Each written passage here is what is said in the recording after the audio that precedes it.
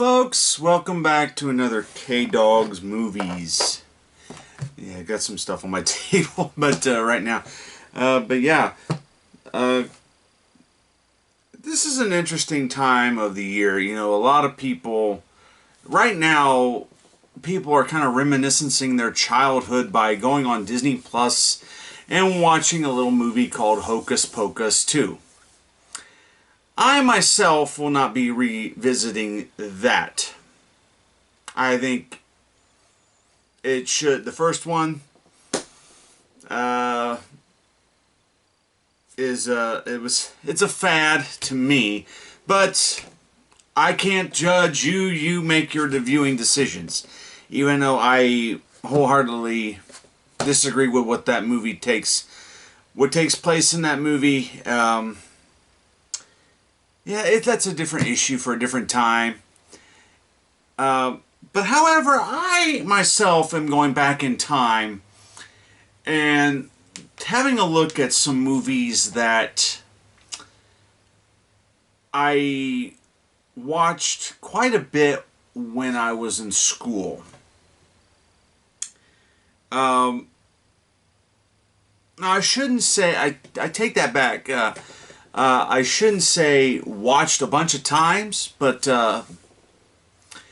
movies that I remember watching in school and probably never saw again until recently. So I'm going to take you back to 1990, the school year of 1996-1997. Okay, I was 12 years old. I was in 6th grade. And our teacher, part of the English curriculum, had us read a novel, and simultaneously we watched the movie. This is a movie that's a movie and a story that's kind of been forgotten about and kind of looked over. It's mainly because it was not, I think it was popular at the time and kind of well known, but it kind of fizzled out. Like, I don't think it was, let's say, like the Hunger Games or anything like that of its time. You got to think like the 70s was a time of when filmmakers made movies based on books, and they had really good screenwriters that they could pull off such adaptations. You know, some movies have better some books have better movies than others, and yeah, well, and of course, it's just hard to adapt from page to screen. Now, it's been since 6th grade since I've read the book. I have yet to find another copy of the book, but I have really no interest of really reading the book. But I watched this movie back in 6th grade, and unfortunately, it was not available on any format until just recently. And when I found out that this movie was coming out to Blu-ray, I was a little excited because I had not seen this movie since 6th grade, and kind of wanted to go back and revisit this movie as a grown-up. And of course, back when I was 12 years old seeing this movie, I had a different perspective. It wasn't something that I would normally watch because the fact that it was, old movie. Well, it's a movie from 1974 based on a book that was written in 1970. The film is called Where The Lillies Bloom. Yeah, from 1974. Released by United Artists. Directed by William A. Graham, produced by Robert B. Radnitz, and Mattel, yes, the toy company, produced this movie. Um, how the movie came to be was because Robert Radnitz and Mattel had, the year before, had produced a film called Sounder. Now, I've heard of Sounder, and it's also based on a book and was adapted into a film, and in 1973 was a very successful film and garnered a lot of praise for being a good family film. This film, Where the Lilies Bloom, came out a year later. The story is about this family living in the Smoky Mountains. Almost said something else. They're this poor family that's living up in the Smoky Mountains, and what state is it? I've got the synopsis right here on my iPad. In North Carolina, but it's the Smoky Mountains. They make that very clear. But it takes place in North Carolina, around the Smoky Mountains. Their father, Roy Luther, who's the head of the family, he is very gravely ill, and of course there are 4 children in this family, the Luther family. The mother has passed away a long time ago, and their father, Roy Luther, is gravely ill. And they are living, they're this poor family living up in the mountains. I've said it several times. But they're living on property that was taken from them. Somebody had stepped in and had paid the taxes on the property, trying to do them a favor, and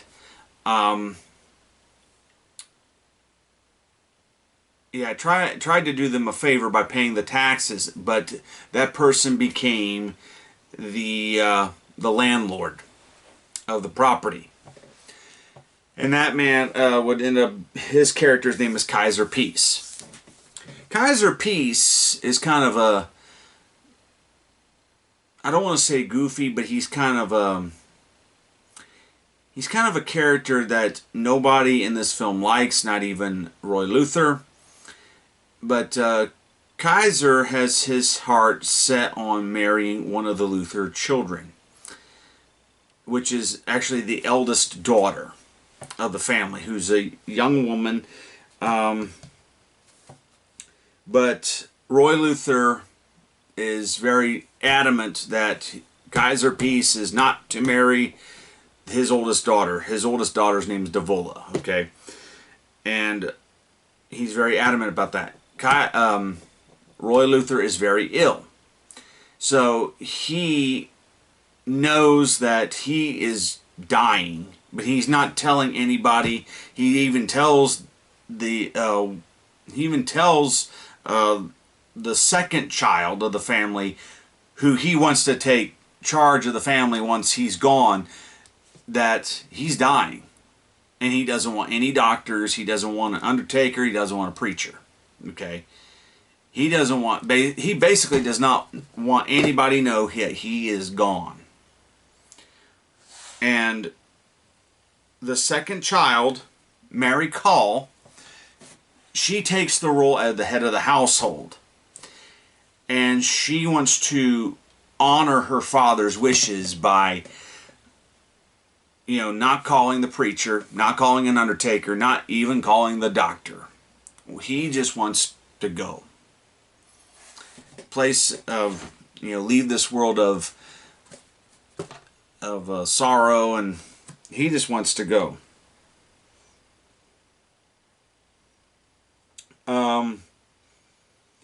So Mary Call, the second child, takes in charge of the family.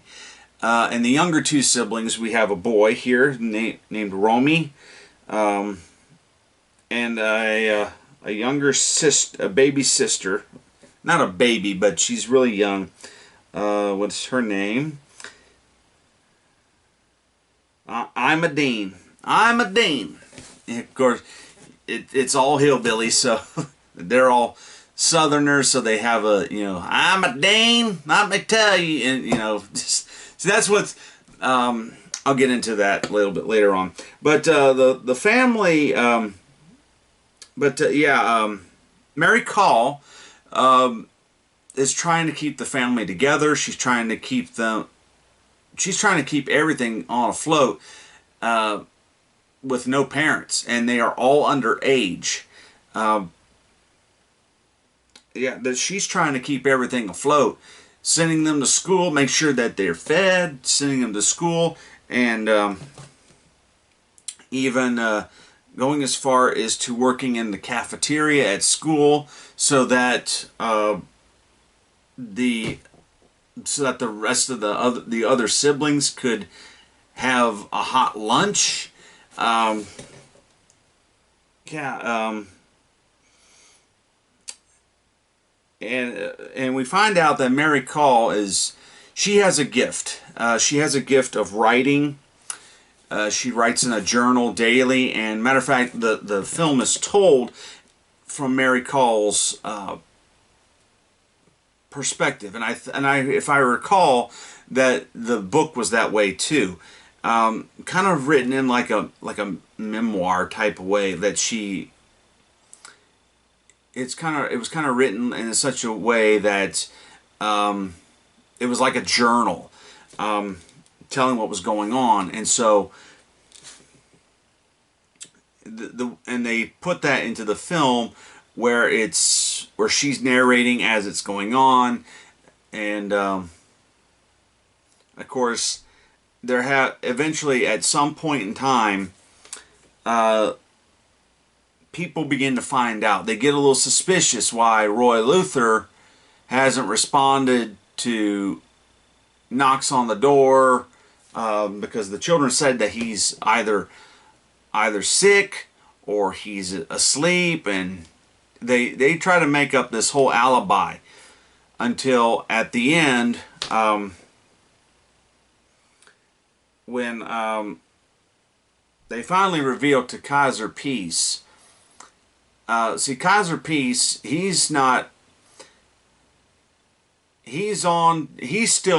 what he's trying to do is trying to convince Roy Luther that he wants to marry Davola, who is the oldest daughter, the oldest child of the family. And he knows Roy Luther won't have anything of it, but Mary Call and all the other siblings are playing it off. Hey, Roy Luther doesn't want to be bothered, and of course Roy Luther is dead. And it's not until the very end of the film, Kaiser Peace is laid up in the hospital, and Mary Call has this idea that possibly maybe Kaiser should marry me instead. That way we keep the family together, and so on and so forth. And of course, this is insane to think about, because this was 1974.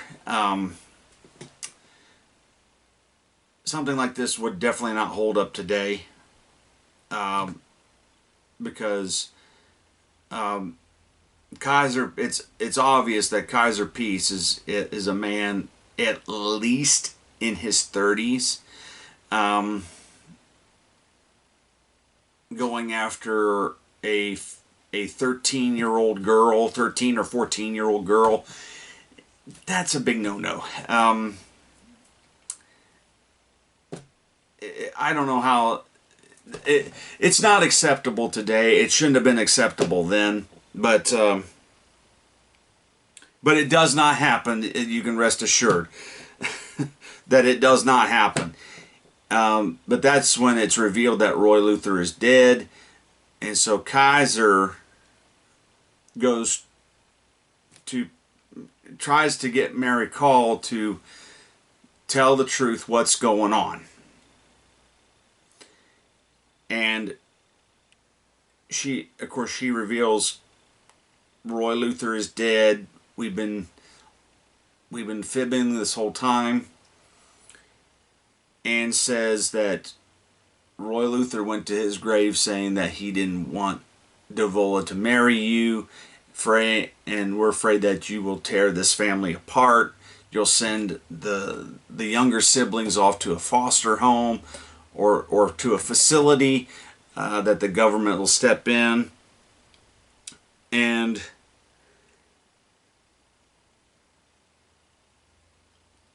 and at the end, he said, "No, I can't do that." He said, "I would never do that." And so Mary Call relents and says that, okay, Kaiser, you can marry Davola. And the other thing is, I did not mention, is that Davola, the oldest child of this family, she has a crush on Kaiser Peace. She is in love with him. So, yeah, she's a young woman, but of legal age, but there was Roy Luther trying to prevent things from happening because he did not like Kaiser Peace at all. Now let's get into the things about the film. I just told you the story. Some of the cast. This doesn't really have any. It's not a cast that's loaded with big stars.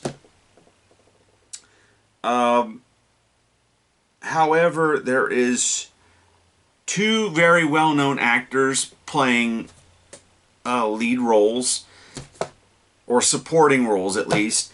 You have Rance Howard, aka Ron Howard's father, playing Roy Luther.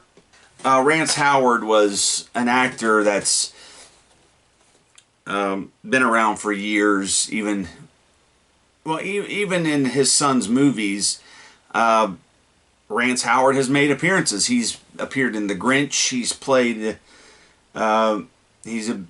He was in Ron Howard's The Grinch. He was in Apollo 13, playing a priest. He's been in several movies and TV shows. And then we have Harry Dean Stanton playing Kaiser Peace. So yeah. Some of the other people, Jan Smithers playing Davola. Now, Jan Smithers was famous for a TV show that she appeared in later on in the 70s called WKRP in Cincinnati.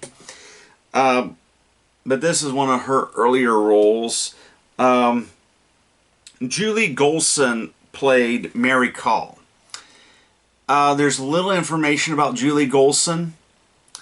As far as I know, she only did this movie and then disappeared, as well as Matthew Burrell as Romy, and Helen Harmon as Ima Dean. Not all these people, once the movie was done, they went about their separate ways, and so they went back to being normal people, I guess. Other than that, there's not too much information about the film.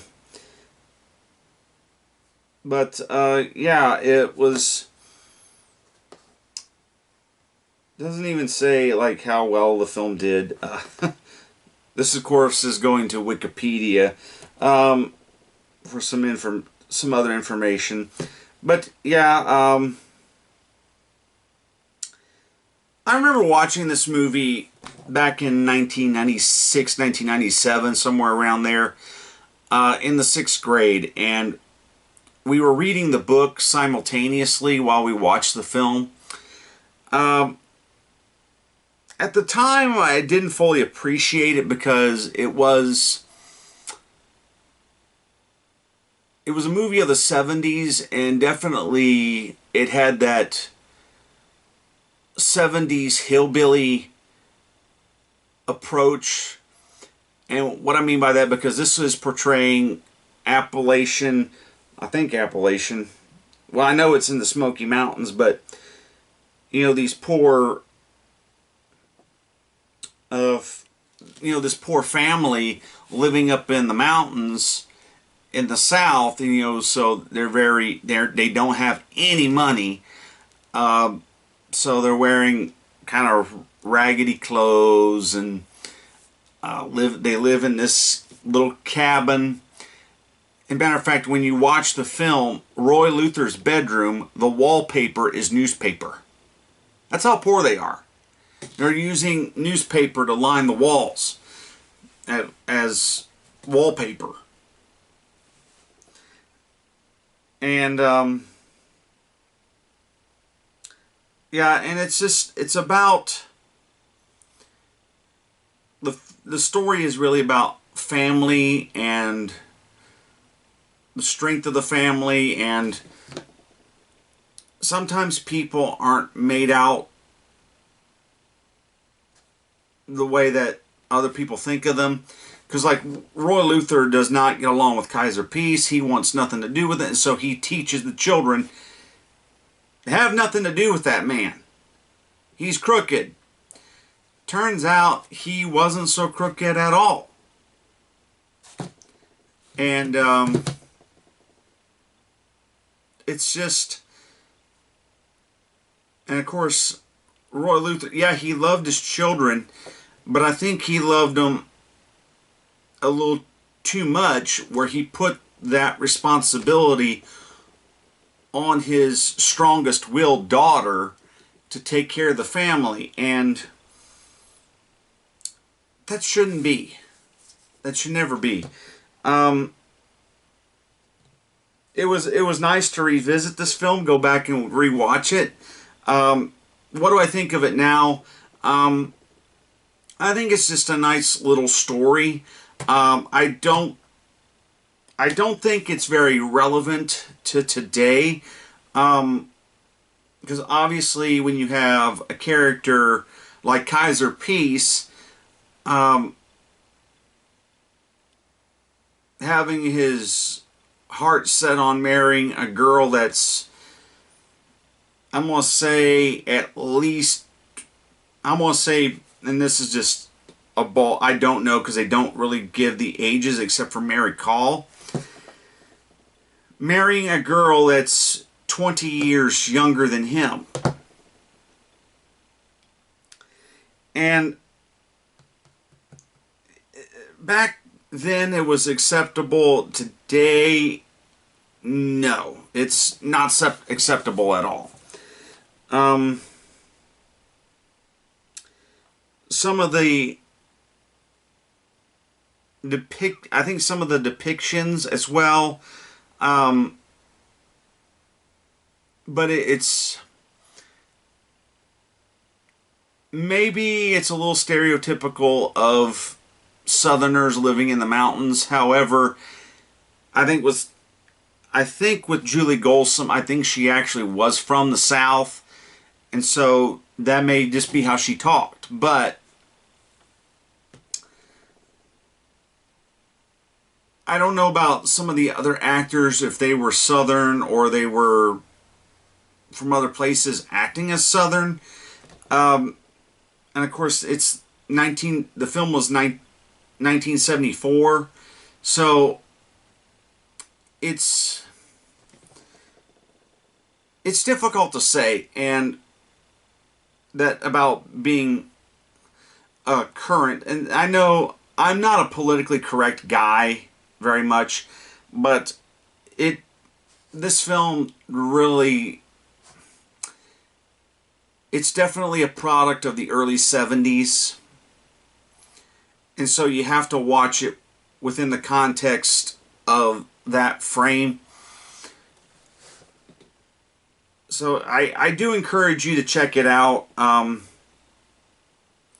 It is available on Amazon Prime if you have that, for free, or you can get the Blu-ray from Amazon. So, which would make sense because this was a United Artists release, and MGM owns United Artists. Amazon now owns MGM, so they have access to the whole MGM United Artists library. So, yeah, do check it out. Where the Lilies Bloom. That's what we were talking about today. So, yeah.